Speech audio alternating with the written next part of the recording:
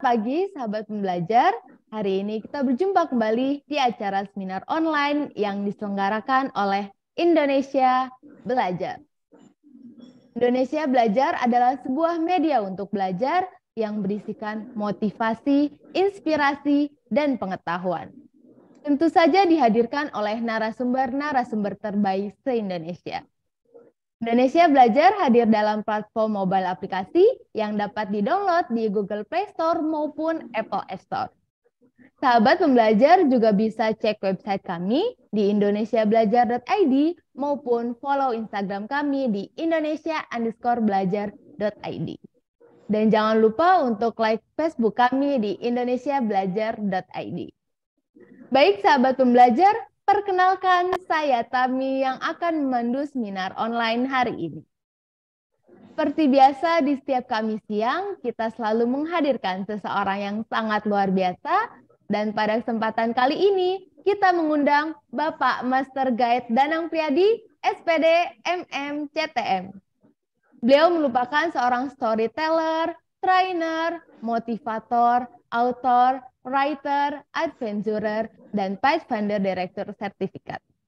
Karena beliau sudah hadir tengah-tengah kita, mari kita sapa beliau terlebih dahulu. Selamat siang, Pak Danang. Semangat pagi, salam Danang, datang untuk menang. Semangat pagi, Pak Danang. Hari ini bagaimana kabarnya, Pak? Hari ini saya mengikuti Sales Warrior Military Camp di GDC, one day sampai jam 5, tapi saya keluar untuk Indonesia Belajar. Oke, siap. Luar biasa. Terima kasih, Pak Danang. Dan sahabat pelajar, selain Pak Danang, hari ini kita juga kedatangan seseorang luar biasa lainnya, yakni Ibu Fabrisa SPSI. Beliau merupakan seorang freelance counselor. Karena beliau juga sudah hadir tengah-tengah kita, mari kita sapa beliau terlebih dahulu. Selamat siang, Ibu Fabrisa. Selamat siang semuanya.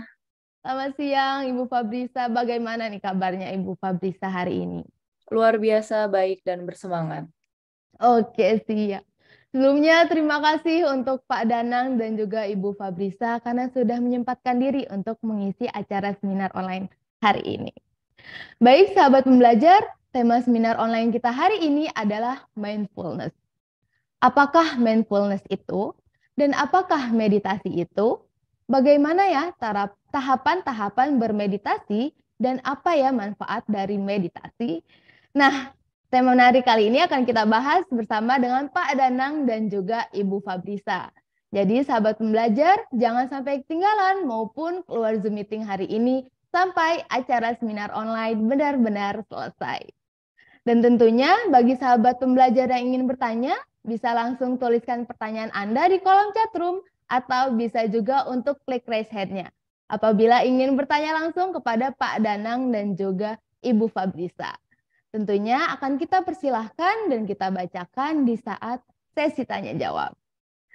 Baik sahabat pembelajar, tanpa berlama-lama lagi, bagaimana sih Pak Danang dan juga Ibu Fabrisa pemaparan dan penjelasan kita mengenai tema hari ini yaitu mindfulness. Silahkan. Saya mulai dulu ya, Ibu Fabrisa. Barusan kita memperingati Waisak ya. Ada fenomena yang menarik, yaitu ada 22 biksu, baik dari Thailand, Malaysia, Singapura, Indonesia, yang berjalan kaki sepanjang 2.200 atau 2.200 km ya. Itu sampai ke Indonesia.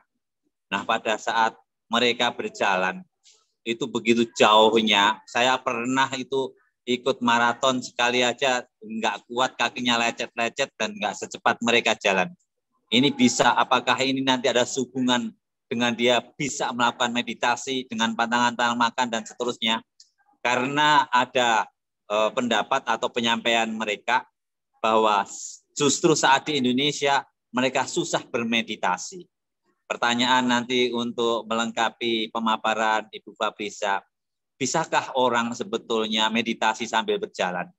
Dan apakah sambutan yang begitu meriah oleh orang-orang Indonesia yang begitu ramah, itu justru membuat susah meditasi? Karena mereka kan banyak menyambut, beri makanan, minuman, padahal harusnya mungkin saat mereka harus berjalan sambil bermeditasi dan nggak boleh makan. Sehingga itu sulit bermeditasi.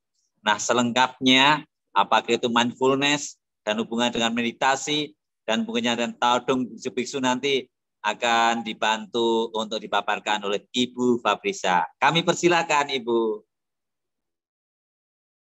Baik, terima kasih Bapak Danang. Mudah-mudahan suara saya terdengar dengan jelas ya. Memang itu fenomena yang sangat luar biasa. Bayangkan mereka menghabiskan waktu mereka 51 hari berjalan, kalau saya nggak salah, atau lebih bahkan ya. Dan itu memang sebenarnya ada hubungannya dengan mindfulness yang nanti akan kita coba bahas bersama-sama. Saya izin share screen ya. Oke, apakah sudah terlihat untuk share screen-nya? Sudah terlihat. Oke, sudah terlihat. Baik, hari ini pemaparan yang akan saya bawakan judulnya adalah Being Mindful, Not Mindful, atau memusatkan pikiran kita bukan malah memenuhi pikiran kita. Mungkin sebelumnya hal ini sudah pernah didengar, sebelumnya ada mungkin yang sudah pernah ikut seminarnya, atau mungkin pernah searching-searching di Google, dan lain sebagainya. Tapi hari ini kita coba belajar sekali lagi.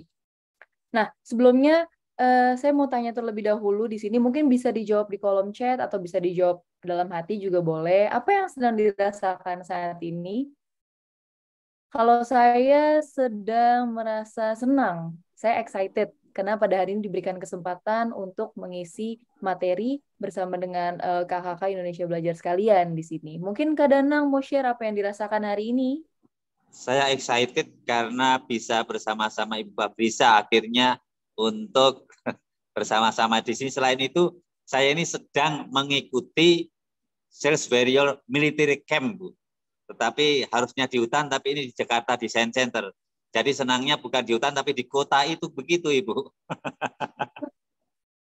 Oke, baik. Mungkin juga sedang worry, bisa ada perasaan worry ya Pak, karena sebenarnya hari ini sedang mengikuti kegiatan lain dan ada beberapa kegiatan lainnya juga.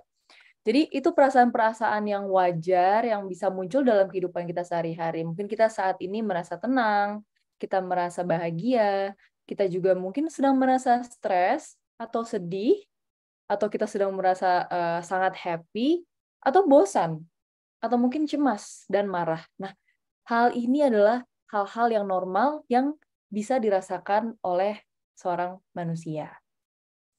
Nah, hari ini kita akan membahas mengenai mindfulness. Sebenarnya mindfulness itu apa sih? Kalau yang saya baca dan bisa saya simpulkan, mindfulness adalah konsep pengendalian diri kita dengan kita mengendalikan pikiran. Jadi terkadang itu kita yang dikendalikan oleh pikiran, bukan pikiran kita yang mengendalikan diri kita. Mindfulness juga adalah kemampuan dasar untuk kita bisa sadar secara utuh. Rasanya aneh ya mendengar sadar secara utuh. Loh, memangnya saat ini kita lagi nggak sadar ya? Gitu ya. Jadi sadar secara utuh itu tuh apa sih? Atau sepenuhnya sadar itu tuh apa sih? Itu adalah kemampuan kita untuk here and now. Ada pada saat ini dan sekarang. Jadi mindfulness itu adalah kita fokus pada saat ini dan sekarang tanpa kita memikirkan atau memberikan reaksi kepada hal yang belum terjadi ataupun hal-hal yang sebelumnya sudah terjadi. Jadi kita benar-benar fokus pada diri kita saat ini dan sekarang. Contohnya, seperti saya pada saat ini sedang berbicara dengan audiens kalian, saya ada di depan laptop, di mana saya mendengar suara dari laptop saya, suara angin, dan saya bisa pegang laptop saya ini agak sedikit hangat karena barusan saya charge, kayaknya dia overcharge ya. Lalu saya sedang duduk di bangku, di mana saya bisa bebas menggerakkan tangan, menggerakkan kaki saya, bergerak ke kiri, ke kanan, karena di bangku saya itu bisa berputar ke kiri dan ke kanan. Nah, mungkin itu adalah contoh yang sederhana dari bagaimana kita fokus terhadap saat ini dan sekarang.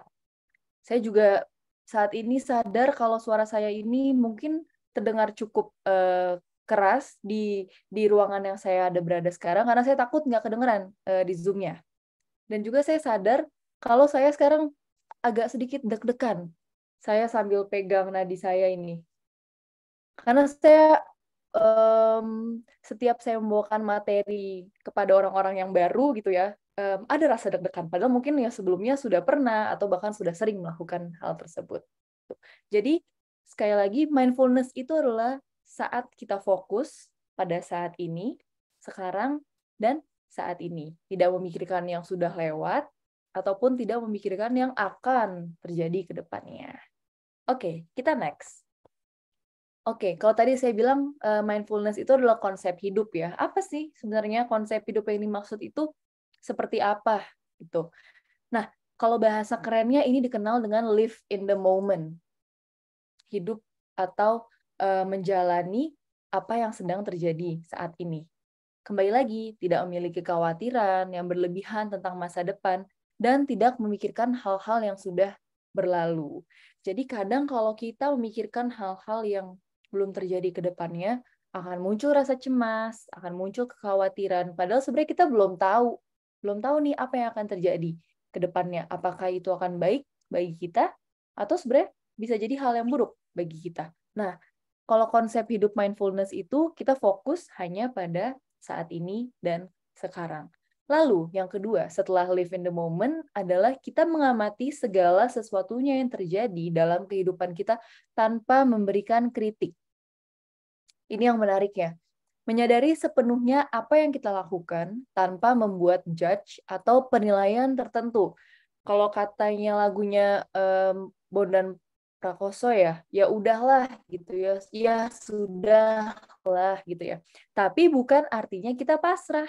Jadi lebih ke okay, it's okay to be not okay right now. Oke, nggak apa-apa aku merasa sedih hari ini. Mungkin memang hal-hal yang terjadi hari ini itu buat aku overwhelmed sehingga aku merasa sedih dan lain sebagainya. Jadi kita terima apa yang kita rasakan, kita terima apa yang terjadi dalam diri kita tanpa melakukan kritik dalam hal-hal yang terjadi dalam kehidupan kita, baik itu apa yang kita lakukan ataupun apa yang kita rasakan. Jadi jangan mengkritik apa yang kita lakukan atau apapun yang kita rasakan. Boleh kita lakukan introspeksi diri supaya ke depannya lebih baik lagi. Tetapi konsep hidup mindfulness itu menerapkan yang namanya mengamati tanpa kritik. Jadi whatever we do, ya udah berlalu.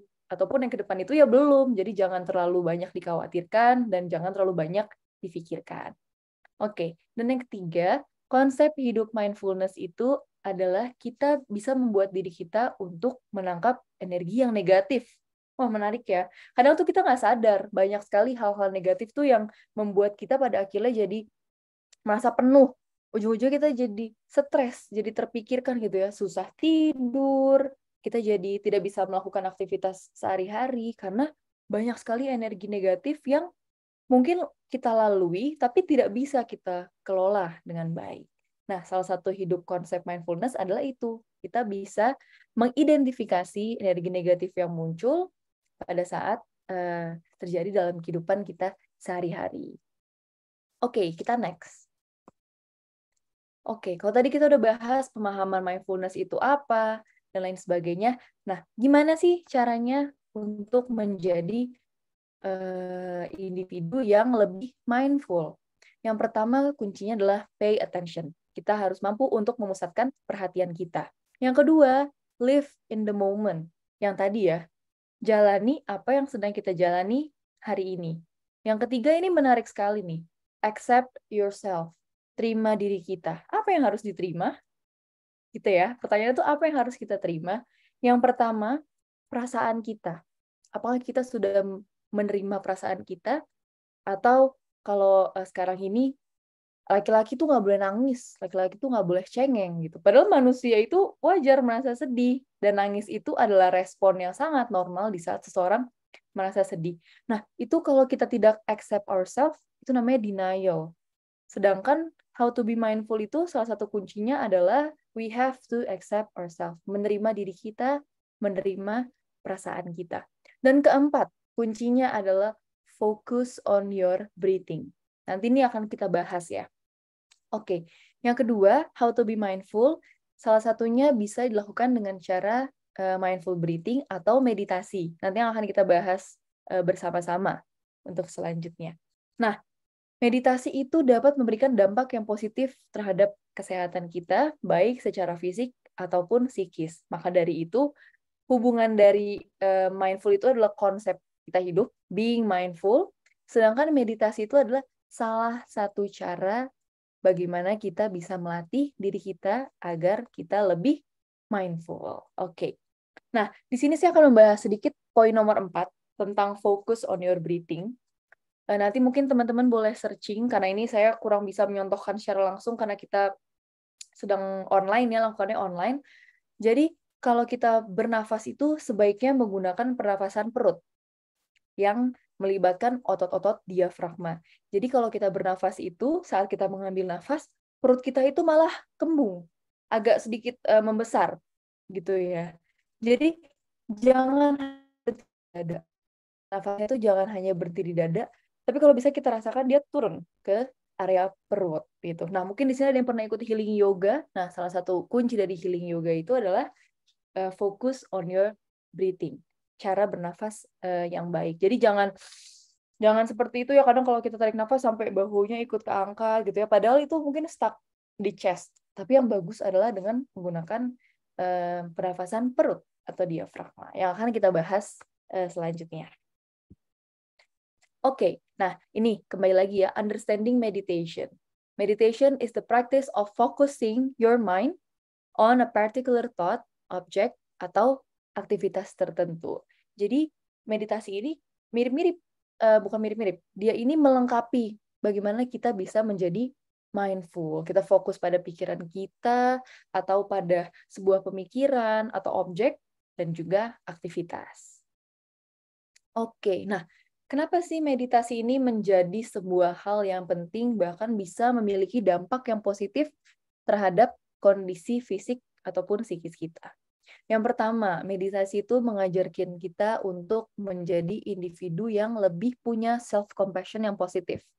Kadang itu kita cenderung menghormati dan memikirkan, menghargai perasaan orang lain. Tapi kita lupa, ternyata diri kita tuh juga butuh loh dihormati dan dihargai perasaannya.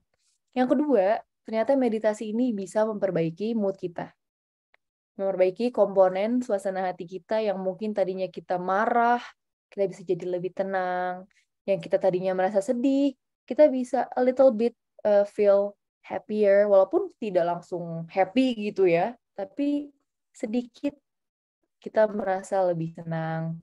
Seperti kebahagiaan dan sifat lekas marah. Jadi kita bisa menjadi individu yang lebih sabar. Dan yang uniknya adalah meditasi bisa membantu kita untuk meningkatkan kualitas tidur kita.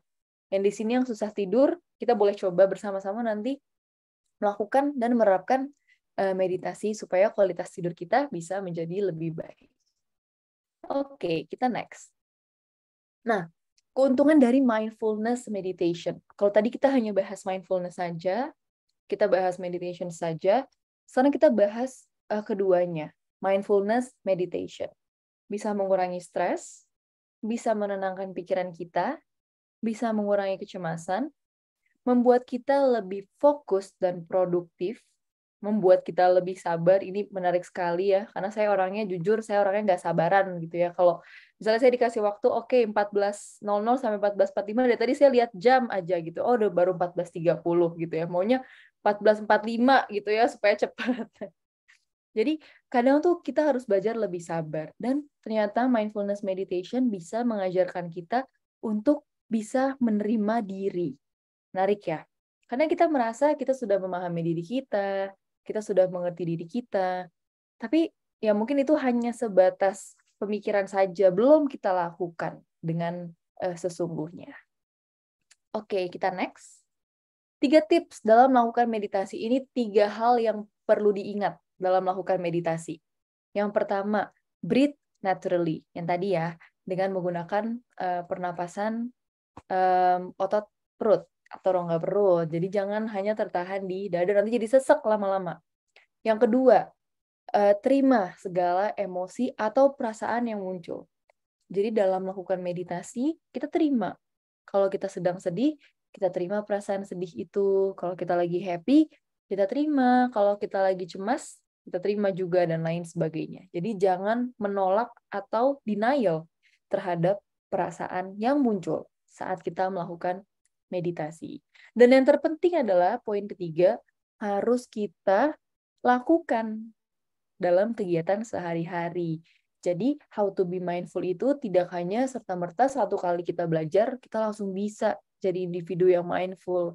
Ternyata nggak segampang itu. Kita butuh latihan, dan pada akhirnya kita akan terbiasa dengan melakukan hal itu. Jadi tanpa kita berpikir, oh iya, aku belum being mindful nih.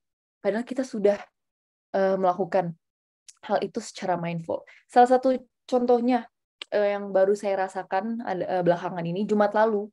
Jadi saya pergi ke satu tempat, di mana di tempat ini punya berbagai macam makanan khas Indonesia. Jadi ini kantin ya, kantin di sebuah kantor. Saya merasa makanannya itu mungkin udah sering saya makan, tapi entah kenapa pada hari itu saya janjian dengan ibu-ibu yang lain, jadi kita berempat memesan makanan yang berbeda-beda, dari daerah yang berbeda-beda, lalu kita makan bersama-sama keempat makanan itu. Oke. Pertama yang kita makan adalah bubur Manado. Saya ini orang Manado, jadi saya tahu bubur Manado itu isinya biasanya kangkung, ubi, ada nasinya, kadang ada yang pakai jagung sedikit, pakai ikan sambal roa, kalau ada yang tambahan dengan tahu dan tempe. Saya lihat bubur ini pakai wortel. Saya coba, saya ambil 1 sendok, saya coba taste di mulut, saya rasakan, oh ya, ada rasa nasi yang sudah melembek, lalu mulai ada rasa manis dari jagung, dari wortel, sayur-sayuran, dan lain sebagainya. Dan percaya nggak percaya, dari 4 makanan ini yang kita coba makan, makanan kedua saya udah kenyang. Padahal 4 makanan dibagi 4 ya.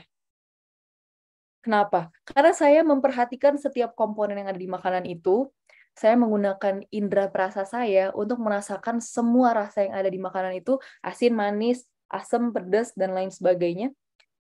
Saya kunyah pelan-pelan gitu ya, dinikmati, dan pada akhirnya ternyata secara tidak sadar saya sudah menerapkan yang namanya mindful eating. Ya, ternyata eating itu juga kita bisa mindfully. Kita makan pelan-pelan, kita rasakan, dan itu rasanya beda dari kita makan yang terburu-buru atau in a rush. Lebih mengenyangkan, lebih enak, dan ternyata lebih terasa gitu rasa makanan itu. Nah, itu yang baru saja saya rasakan gitu ya, tanpa saya sadari setelah saya feedback lagi, oh ternyata kemarin itu saya udah melakukan yang namanya mindful eating. Oke. Nah, ini saya ambil dari Ruang Guru. Ini yang sederhana dan singkat saja. Cara mudah meditasi mindfulness. Yang pertama, kita harus menemukan tempat yang tenang, duduk secara tegak, tapi jangan kaku. Mungkin saat ini kalau yang sedang ada duduk di kursi, boleh mengambil posisi yang nyaman, gitu ya. Lalu tangan boleh kita letakkan dimanapun yang kita rasa nyaman, boleh di atas paha, atau di atas pegangan kursi, juga boleh. Setelah kita mendapatkan posisi yang nyaman, baru nih kita bisa menutup mata, tarik nafas yang dalam, seperti yang tadi sudah saya sampaikan sebelumnya, menggunakan pernafasan diafragma. Rasakan aliran udara yang masuk dan keluar. Kalau ini di dada, kalau saya sarankan keluarnya kita rasakan dari mulut. Tarik melalui hidung, keluarnya melalui mulut. Jadi kuncinya meditasi mindfulness adalah di cara kita bernafas dan fokus pada setiap hembusan nafas yang kita keluarkan. Nah, kalau di sini sarannya lakukan 10 menit setiap hari atau 20 menit setiap 2 hari. Kalau kita yang pemula, boleh kita coba dulu dari 2-3 menit. 2-3 menit kita ambil waktu ke tempat yang tenang, kita cari posisi duduk yang nyaman, boleh duduk, boleh tiduran, pokoknya senyaman mungkin. Dan itu bisa kita lakukan, kita latihan misalnya pagi setelah bangun tidur, atau mungkin malam sebelum tidur. Nah, itu juga boleh dicoba. Nanti kalau misalnya kita sudah merasa nyaman dengan latihan meditasi ini, boleh kita tingkatkan. Jadi 10 menit, atau 15 menit, atau senyamannya. Oke, bisa dicoba seperti itu. Oke, nah ini yang tadi saya sampaikan. Healing yoga poses, ini juga bisa dicoba. Jadi selain ada meditasi mindfulness juga menjadi bagian dari healing yoga poses ini, atau healing yoga, dikenal dengan healing yoga. Jadi kalau di sini yang merasa mungkin punya sakit di bagian pinggang, atau punya sakit di perut, atau di dada, atau di kepala, nah cobalah cari kelas healing yoga. Kita ikut. Ternyata gimana kita memanfaatkan pikiran kita dan juga cara kita bernafas supaya tubuh kita ini bisa merasa jauh lebih baik dan jauh lebih sehat. Ini biasanya untuk ibu-ibu di sini, bapak-bapak juga bisa sih untuk ibu-ibu di sini. Dan selain kita bisa menerapkan mindfulness meditation, ini juga membantu kita memperbaiki postur tubuh kita. Oke, nah ini yang tadi ya, cara-cara untuk melakukan mindfulness meditation. Hampir mirip dengan 4 poin yang tadi, tapi ini cara panjangnya, dan ditambah dengan poin nomor 9, be kind to yourself. Ini berkaitan dengan poin nomor 3 yang tadi saya sampaikan di depan, accept yourself, be kind to yourself. Oke, jadi kita harus menerima diri kita dan berbuat baik terhadap diri kita. Seperti kita kasih kata-kata penguatan. Contohnya, hari ini kamu sudah melakukan hal yang baik, walaupun belum sempurna ataupun belum maksimal. Tidak apa-apa. Seperti itu. Atau, terima kasih masih bertahan sampai hari ini. Boleh kita ucapkan gitu.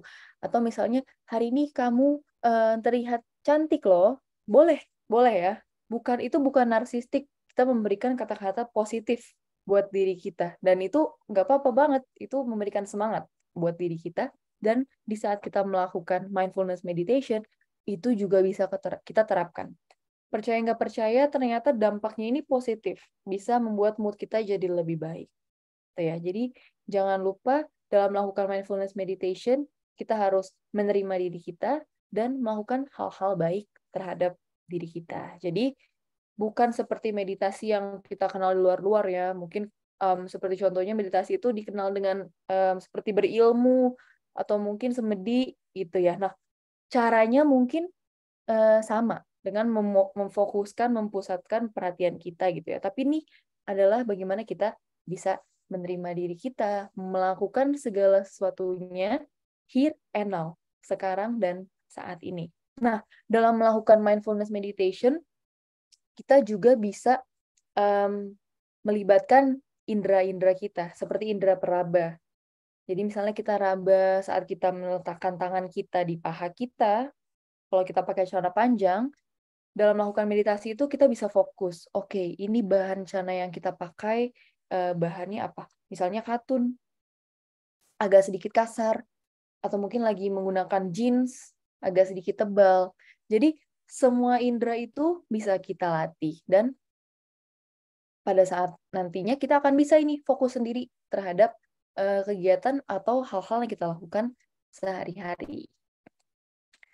Oke, ini sama kayak tadi, kurang lebih.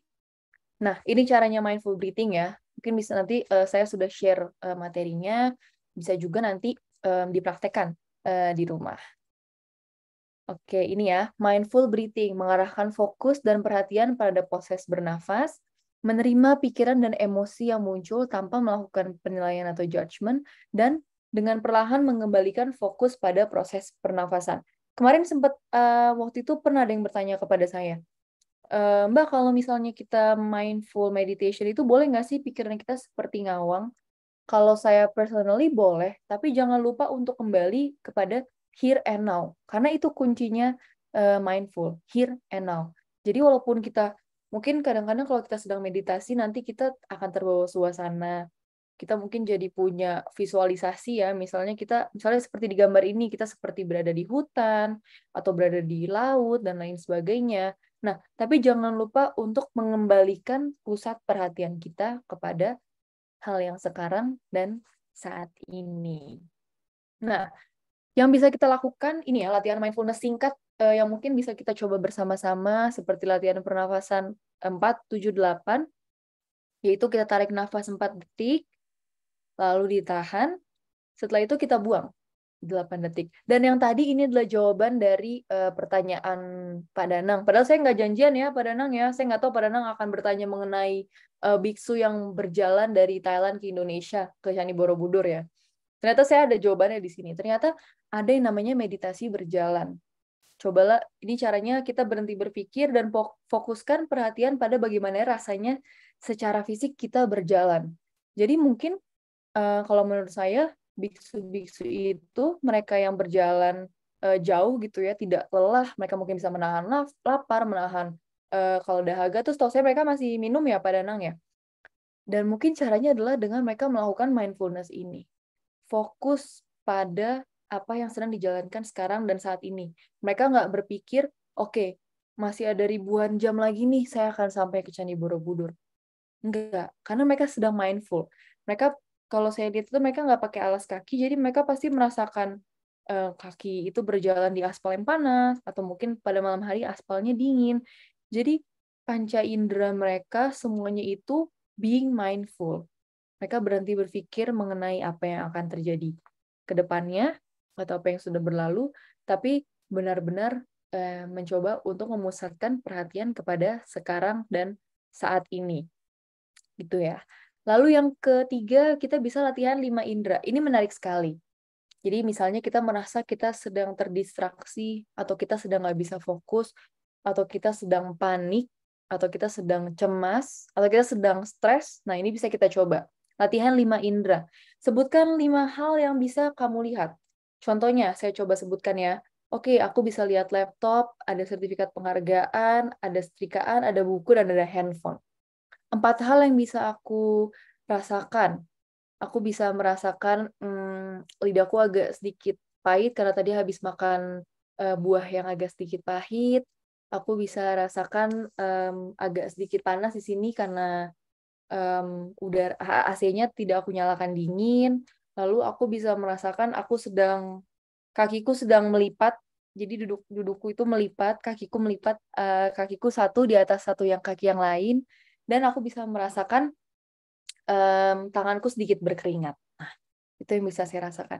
Dan 3 hal yang bisa aku dengar. Kayaknya kalau di ruangan ini aku hanya bisa dengar suaraku, lalu ada suara AC, dan ada suara seperti angin dari laptop. Lalu 2 hal yang dapat dicium, aku bisa cium bau shampoo. Tadi aku pakai shampoo, baby shampoo, sweet salt, dan aku bisa cium bau parfum. Dan 1 hal yang bisa aku cicipi. Nah, di sini kebetulan nggak ada makanan, jadi yang terakhir itu nggak bisa. Nah, tapi dalam kita melatih kita mindfulness, kita bisa melakukan latihan 5 indera ini. Itu akan mengasah kemampuan mindful kita. Kenapa yang disebutkan itu apa yang dapat kita lihat sekarang gitu ya. Kembali lagi ya, here and now, sekarang dan saat ini. Yang bisa kita lihat sekarang, kita rasakan, dengar, cium, dan cicipi. Poin keempat, bisa juga kita memusatkan perhatian kita ke bagian tubuh tertentu, seperti tadi contohnya ke bagian nadi. Oh, mungkin sekarang lagi deg-degan gitu ya. Jadi kita mengembalikan pusat perhatian kita kepada here and now dengan cara memperhatikan bagian tubuh tertentu. Dan terakhir, bisa juga kita memikirkan emosi yang kita rasakan pada saat ini, bagaimana emosi itu mempengaruhi kita secara fisik. Kadang gitu ya, kalau kita lagi stres, kita lagi cemas, kita lagi marah, itu pasti bawaannya capek. Capek banget. Gitu ya, rasanya kok habis marah tuh capek gitu ya. Dan kita juga bisa melakukan, memikirkan apa yang mendorong emosi itu muncul. Nah, jadi selain tadi ada meditation dan juga latihan breathing mindfulness, nah ada 5 poin ini yang mungkin bisa kita terapkan dalam latihan mindfulness. Mungkin itu saja yang bisa saya sampaikan hari ini, Kak Tami dan juga Kak Danang. Mungkin ada pertanyaan atau mungkin ada hal-hal yang mau ditanyakan. Boleh sekali. Terima kasih. Baik, terima kasih. Wah, luar biasa sekali nih pembahasannya dari Ibu Fabrisa. Untuk Pak Danang mengenai mindfulness ini, boleh diceritakan sedikit pemaparannya? Silahkan Pak Danang. Yang ahli kan Ibu Fabrisa. Justru tadi pertanyaan saya Ibu Fabrisa ya, meditasi sambil berjalan sama tudong tadi kuat jalan beribu-ribu kilometer itu resep.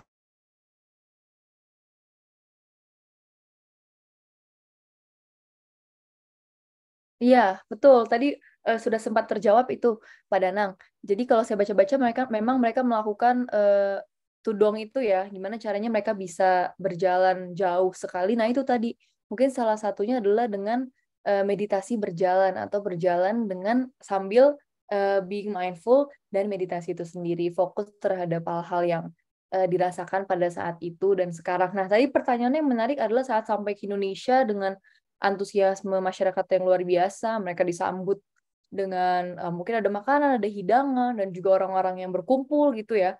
Apakah itu bisa mengganggu meditasi mereka? mungkin bisa mengganggu, tapi pada orang-orang yang memang mereka sudah expert dan sudah biasa melakukan meditasi ataupun being mindful, yaitu hanya akan menjadi distraksi sesaat gitu ya. Dan pada akhirnya mungkin mereka hanya mungkin sepersekian detik, oh ya ada distraction nih, ramai orang, tapi mereka bisa kembali lagi untuk memusatkan fokus dan perhatian mereka terkait dengan tujuan yang mereka lakukan pada saat itu. Gitu mungkin Kak Danang. Siap ya Ibu Fabrisa. Satu lagi Ibu Fabrisa, tadi mengenai yoga tadi. Benar nggak sih, istriku tuh mau menurunkan berat badan dengan yoga. Tadi Ibu udah menyampaikan bahwa bisa untuk memperbaiki fisik atau tubuh. Betul nggak sih Ibu itu untuk meditasi atau yoga, healing yoga, terus bisa membuat badan menjadi langsing begitu Ibu? Oke. Memang salah satu yoga itu kan memperkuat otot ya, Kak Danang ya. Jadi saya beberapa kali pernah ikut yoga, dan setelah yoga itu rasanya badan saya lebih capek dari kalau saya lari 10 km. Karena ada pose-pose yang memang kita harus menahan berat badan tubuh kita sendiri, dan itu kayak balet. Jadi seperti balet ya, kadang orang lihat balet tuh gampang lah itu olahraganya. Padahal tuh susah sekali. Sama halnya dengan yoga.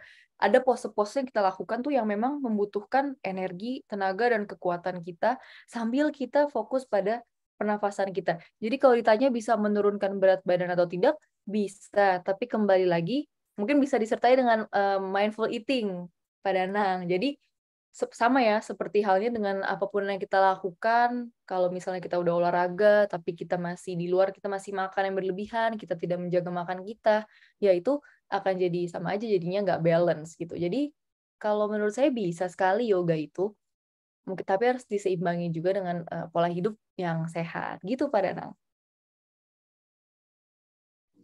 Siap Ibu. Lagi Ibu, saya tanya-tanya ya. Ya. Ini ada teman saya, meskipun umurnya udah tua kayak saya, tapi kalau saya lihat dia yoga gitu di tempat-tempat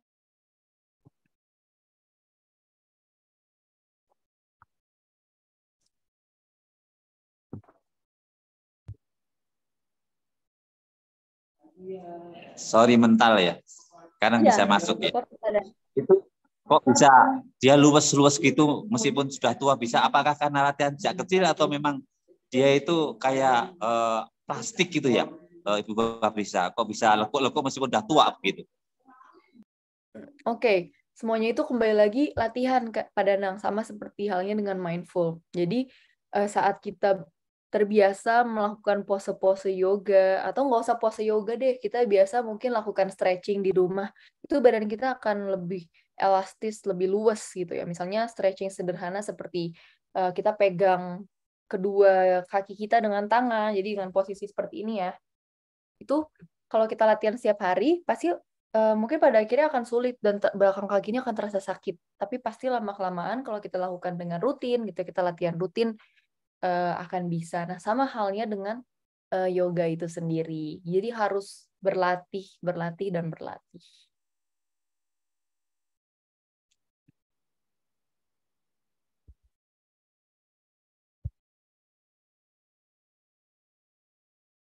Begitu kurang lebih, Pak. Maaf ini mental terus di sini, mungkin sinyalnya kurang bagus. Halo? Ya. Satu lagi ya Ibu. Ya, boleh. Aku tempat juga di sekitar Bonjorok. Waktu COVID kemarin itu sepi. Nggak ada sama sekali. Sekarang mobil bertumpuk-tumpuk pada yoga. Apakah ini karena memang bisa menghindari stres, sibuk, dan seterusnya, sehingga sampai banyak orang berminat untuk yoga, bahkan di tengah kota begini, Ibu? Kira-kira fenomena apa ini, Ibu? Oke, betul. Salah satu hal yang bisa membantu kita untuk release our stress adalah dengan yoga atau dengan olahraga. Kalau Kak Danang lihat nih, tempat fitness itu sekarang itu marak, rame lagi, benar-benar rame, mulai dari yang muda. Kemarin saya sempat bertemu dengan ibu-ibu yang usianya sudah 50 tahun, bapak-bapak yang usianya sudah di atas 40 tahun. Mereka berolahraga. Saat saya tanya kenapa, ternyata itu bisa rilis stres. Karena di saat kita berolahraga, akan ada satu hormon namanya endorfin, itu terlepas, itu akan bikin kita moodnya lebih happy, lebih senang gitu ya. Nah, mungkin itu yang dicari sama orang-orang. Dan yoga ini memang dia terbukti gitu ya, dia ada hubungannya dengan mengurangi tingkat stres. Jadi bagaimana kita fokus. Jadi kadang itu yoganya itu yang bisa menyembuhkan, ada yang namanya yoga menyembuhkan, itu healing yoga yang tadi saya sampaikan, atau ada hatha yoga atau standar yoga-yoga standar gitu ya. Mungkin pada awalnya orang-orang akan merasa kesulitan melakukan yoga ini, tapi di saat mereka sudah dapat titiknya, bagaimana cara melakukannya, mereka sudah dapat cara pernapasan yang baik seperti apa, itu pasti akan nagih tuh pada anak. Makanya mungkin saat ini marak gitu ya orang yang sudah lama kita tertutup, kita terkunci karena pandemi, nggak bisa keluar rumah, nggak bisa kemana-mana, semuanya serba online. Di saat sekarang aksesnya sudah terbuka, maka banyak orang yang mengakses hal itu. Mungkin itu yang bisa disampaikan. Sepertinya Kak Danangnya terlempar lagi ya. Ada Kak Tami di sini atau Kak Ica? Oke, baik. Terima kasih Ibu Fabrisa dan juga Pak Danang untuk pertanyaannya. Dan saat ini kita akan buka sesi tanya jawab. Jadi untuk sahabat pembelajar yang ingin bertanya bisa langsung untuk tuliskan pertanyaannya di kolom chatroom atau bisa juga untuk klik raise hand nih apabila kita ingin bertanya langsung kepada Ibu Fabrisa, tentunya seorang ahlinya. Nah, mungkin aku ingin tanya sedikit atau cerita sedikit. Jadi aku mungkin pernah beberapa kali itu berjalan di sekeliling rumah gitu ya. Apakah itu juga termasuk bermeditasi berjalan gitu, Ibu Fabrisa? Dan juga saya juga pernah kayak selama berjalan itu kayak ngelihat langit ataupun kayak megang-megang daun yang basah kayak gitu, itu masuk juga nggak sih termasuk di meditasi berjalan, Ibu Fabrisa? Lalu saya juga ingin tanya lagi, kalau misalnya selama kita bermeditasi berjalan itu kita coba untuk mendengarkan musik. Nah, kira-kira itu nanti ke distract atau tidak ya Ibu Fabrisa? Boleh dijawab ya Ibu Fabrisa sebelumnya. Terima kasih. Oke, boleh aku jawab ya. Nah, meditasi berjalan ini memang agak sedikit akan banyak distraksi yang kita hadapi. Mungkin nanti akan ada motor lewat, orang lewat, dan lain sebagainya. Tapi caranya sudah betul, kita memfokuskan diri kita, panca indera kita, kalau tadi dibilang megang daun. Mungkin kita berjalan, kita bisa merasakan kaki kita itu benar-benar menyentuh tanah. Sebelum menyentuh tanah, kita menyentuh dulu sepatu kita. Kita rasakan sepatu itu empuk, atau mungkin sepatunya keras, atau mungkin kita sedikit menginjak kerikil gitu ya, atau kita sedang menginjak aspal yang sangat halus sekali, atau kita berpindah kepada tanah, mungkin tanahnya lembek habis ada hujan. Nah, terkait dengan mindful itu sebenarnya itu kita aware terhadap lingkungan kita. Jadi bukan hanya kita jalan, beda ya. Kita jalan karena ngejar, misalnya contohnya kita ngejar angkot yang udah lewat depan rumah kita, sama kita benar-benar kita nikmatin jalan itu. Kita udah niat, oke, hari ini aku mau jalan pagi atau mau jalan sore, aku mau coba mindful nih, atau mau coba melakukan meditasi dengan berjalan. Nah, caranya tuh itu dengan indera kita gitu ya, sama tadi menarik nafas, kita hirup nafas, kita sadar, oh ini nafas yang udara yang saya hirup hari ini. Lalu kalau misalnya tadi ditanya bisa sambil mendengarkan musik atau enggak, boleh, tapi coba dengan musik-musik yang klasik, seperti musik yang tidak terlalu banyak beatnya, atau musik-musik dengan kata-kata. Boleh sih dengan kata-kata, nggak apa-apa, tapi kan kita akan terdistraksi, ujung-ujung kita jadi nyanyi gitu ya, jadi lupa nih, oh ya nih kita jalan aspal atau bukan, tanah atau bukan gitu ya. Kadang kalau kita jalan terlalu asik, bahkan bisa tersandung gitu ya, kita nggak aware dengan lingkungan kita. Jadi coba dengan musik yang bisa mengembalikan pusat perhatian kita, tapi dengan musik-musik klasik. Nanti boleh di-searching di YouTube, itu banyak sekali jenis musik untuk melakukan meditasi. Simple aja, misalnya suara air terjun atau suara jangkrik. Nah, itu biasanya suara musik-musik terkait dengan meditasi itu seperti itu. Dan ternyata meditasi dengan berjalan itu atau kita mindful walking itu bisa memperlancar peredaran darah, terus bisa membantu kita mengurangi rasa cemas ya seperti yang tadi, dan masih banyak hal-hal positif lainnya. Jadi itu bisa banget dicoba, apalagi untuk orang-orang yang usianya sudah lanjut usia gitu ya, atau mungkin kita yang tidak bisa berolahraga dengan secara berlebihan gitu ya, itu bisa dicoba dengan jalan kaki atau mindful walking. Gitu Kak Tami, semoga bisa menjawab. Baik, terima kasih jawabannya Ibu Fabrisa, luar biasa sekali. Dari Pak Danang ada pendapat gak nih Pak mengenai pertanyaanku tadi? Boleh, silahkan Pak Danang. Itu ada pertanyaan itu, Ibu Fabrisa ini ahlinya. Silahkan Ibu, ada pertanyakan di chat. Oke, pertanyaannya bagaimana kita tahu kalau misalnya meditasi itu udah efektif ya?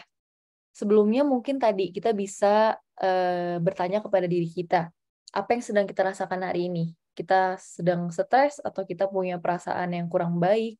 Nah, setelah kita mencoba melakukan meditasi, apa yang kita rasakan? Kalau misalnya ada perubahan, yang tadinya mungkin kita marah gitu ya, setelah meditasi kita merasa lebih tenang, itu berarti sudah berhasil. Nah, yang sederhananya itu adalah dengan kita men-track detak jantung kita, detak jantung nadi kita. Kalau jalan itu agak risky, agak susah ya, karena kan jalan itu kan bergerak, pasti kita akan, detak jantung kita akan lebih berdetak cepat gitu ya. Tapi kalau kita meditasinya seperti tadi dengan melakukan breathing exercise, meditasi pernafasan atau meditasi yang tadi ya mindful meditation, bisa salah satu caranya dengan track detak jantung kita berapa kali berdetak selama waktu 1 menit atau 60 detik. Jadi sebelum kita lakukan meditasi pernafasan, kita coba dulu hitung, misalnya hasilnya 90 sekian. Lalu setelah saya melakukan meditasi selama 2-3 menit, misalnya dia turun jadi 80 atau misalnya 85 gitu. Jadi tubuh kita tuh lebih tenang setelah melakukan meditasi, biasanya itu yang akan kita rasakan. Seperti itu.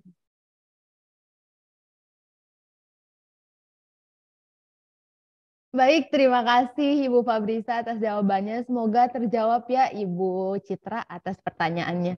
Dan untuk sahabat pembelajar yang ingin bertanya juga bisa langsung tuliskan pertanyaannya di kolom chatroom atau bisa juga untuk klik raise hand-nya apabila ingin bertanya langsung kepada Ibu Fabrisa maupun Pak Danang. Dan aku mungkin sedikit tanya juga nih Ibu Fabrisa.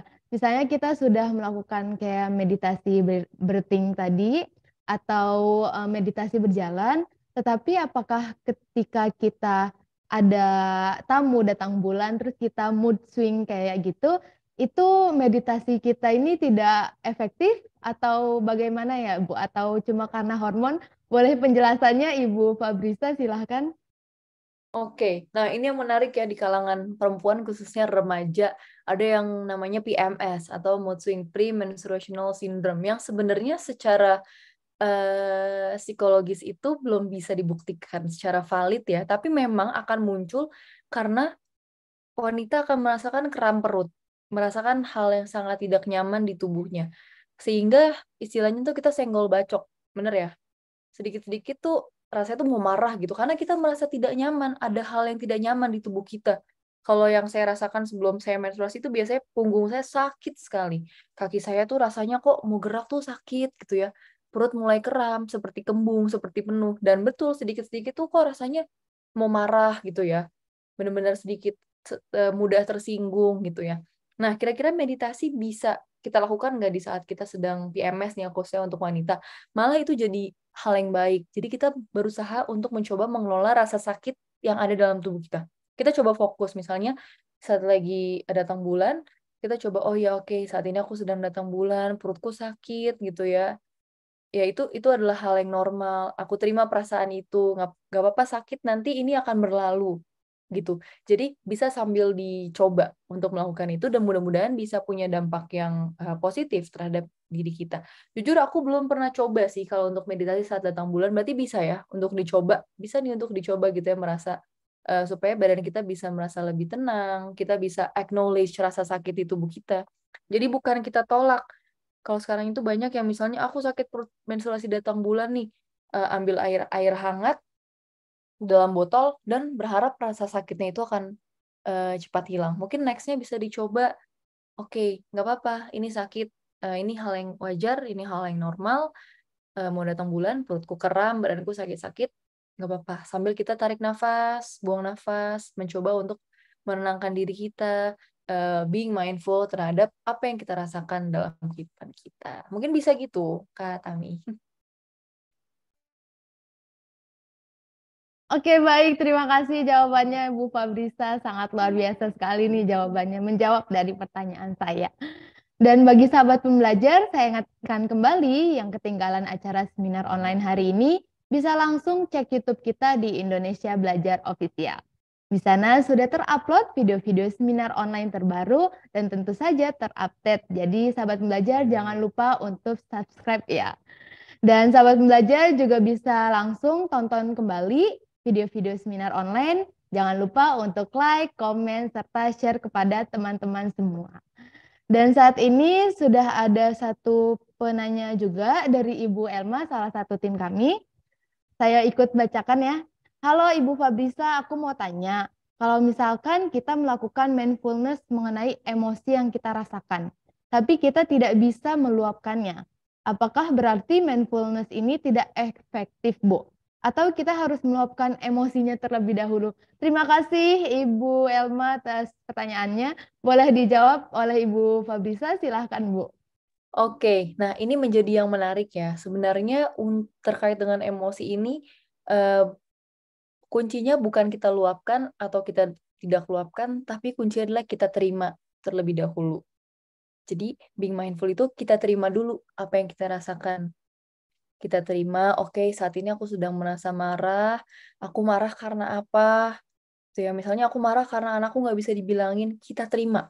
Kita terima terlebih dahulu, lalu kita luapkan. Nah, luapkannya itu mungkin akan berbeda dengan hal yang biasa kita lakukan. Misalnya, tanpa melakukan mindful, mungkin biasanya kita akan langsung marahin anak kita gitu ya. Tapi misalnya contohnya kita mau, anak kita nakal, kita mau marah, kita ambil waktu dulu sejenak, kita coba tenangkan diri kita dengan melakukan teknik relaksasi pernapasan yang mindful. Kita accept perasaan kita, karena apa kita marah. Setelah itu, pasti kita akan, mudah-mudahan kita bisa menjadi lebih bijak. Jadi kita mungkin yang tadinya mungkin biasanya marah gitu ya, dengan respon yang marah yang luar biasa, mungkin akan keluar, kita akan bisa menasihati anak kita dengan baik-baik gitu. Jadi kalau mindfulness itu kuncinya bukan kita bisa luapkan emosinya atau enggak, tapi kita terima.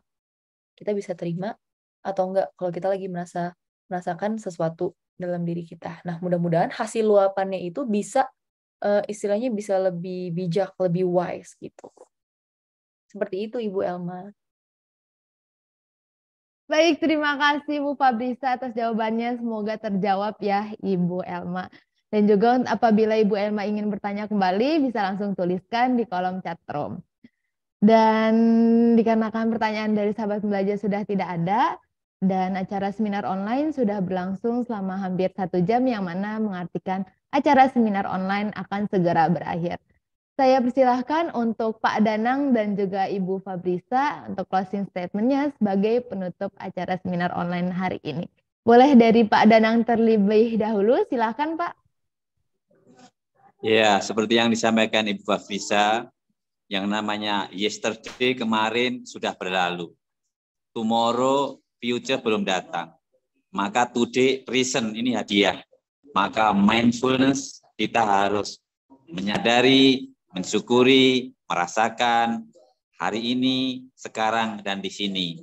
Konkretnya, saya bahagia bisa bersama Ibu Fabrisa membagi seminar untuk Indonesia Belajar tentang mindfulness. Terima kasih Ibu Fabrisa, terima kasih Tami. Salam Danang, datang untuk menang.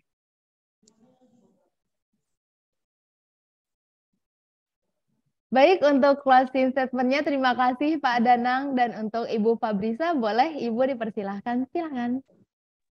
Baik, terima kasih untuk kesempatan yang luar biasa. Seperti mungkin teman-teman bisa ngeh ya, kalau saya pakai background yang berbeda dengan tadi saat saya join.